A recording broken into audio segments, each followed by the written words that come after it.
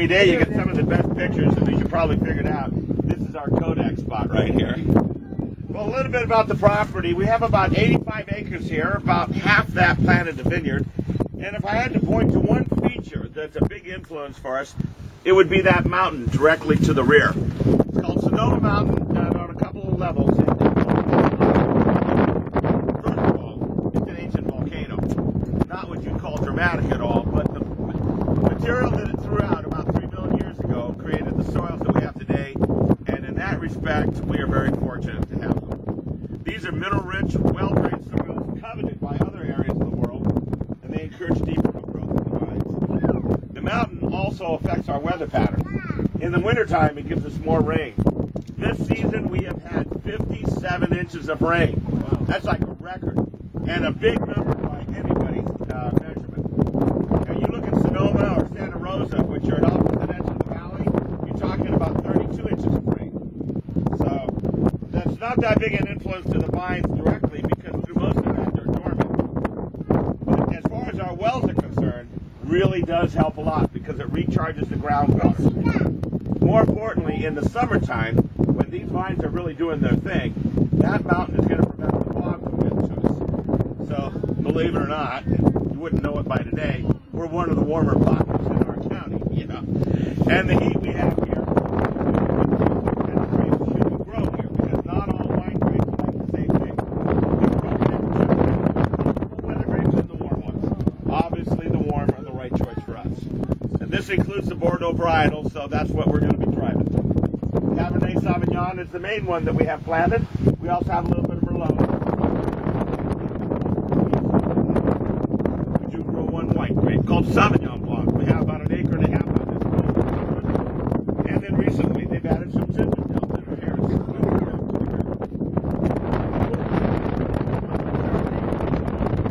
Not a good choice for our size. The heat we have at work against. But you don't have to go too far to find a good place to grow those varieties. That's kind of the uniqueness of the county. To the south of us, about 8 miles, is one of our growing districts called Carneros. Many of you drove through it to get to us. Well, Carneros sits right alongside the bay. Now we're working for them. Everything that comes through the Golden Gate lands in their lap. And that means a lot of wind and a lot of fog.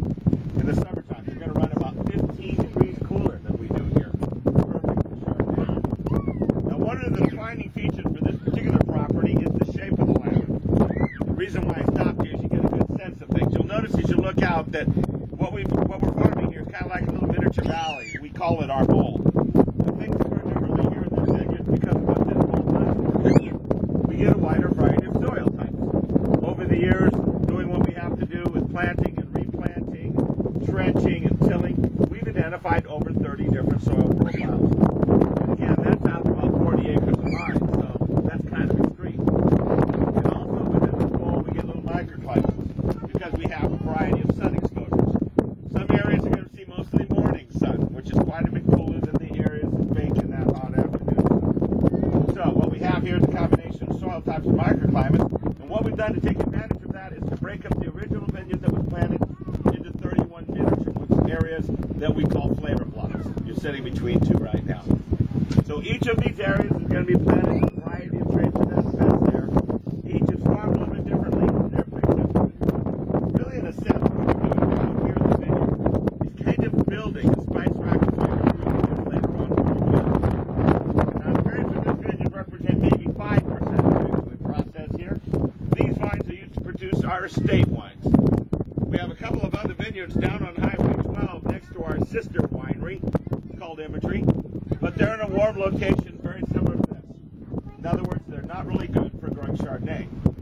Well, like many wineries, we make a lot of Chardonnay, primarily because you guys like to drink a lot of Chardonnay. We want to tap into that. So to make that wine and a lot of the others that we like to, what we do is contract with vineyards located in the different growing districts here in our county. So this allows us to make a wider selection of wines than we'd be able to from the vineyards that we own in this area alone. But the important thing to remember out of all of this is that everything that you enjoy in a glass of wine is really a reflection of what occurs out here in the vineyards. You know, in our industry, they have a saying, when you're tasting a wine, you're tasting a vineyard. It's more true than most people realize. Well, I'm going to get off this ridge out of the wind where we're a little more protected, a little more, not a lot, you know. and we'll take an up-close look at things, tell you about the way that we farm.